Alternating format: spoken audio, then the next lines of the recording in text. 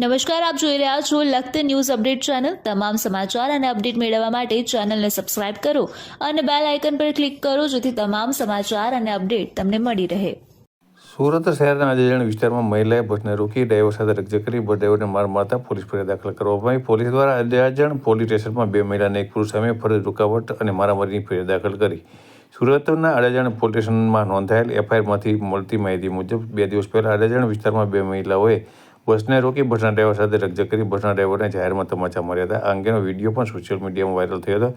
વિડીયોમાં મહિલા ડ્રાઈવરે તમાચા મારતી નજરે પડતી હતી। આથી આદિજાણ પોલીસ સ્ટેશનમાં ફરિયાદ દાખલ કરવામાં આવતા પોલીસ દ્વારા મીનાક્ષીબેન ઉર્ફે મીનાબેન અનિલભાઈ કહાર, જીતાલી અનિલભાઈ કહાર અને અક્ષય અનિલભાઈ કહાર એમ 3 વ્યક્તિની અટકાયત કરી કાયદેસરની કાર્યવાહી કરતા 2 મહિલા અને 1 પુરુષને દાદાગીરી કરવી ભારે પડી તેવો ઘાટ સર્જાતા જાહેરમાં રોફ મારતા અસામાજિક તત્વોમાં હાલ ફફડાટની લાગણી ફેલાઈ જવા પામી છે।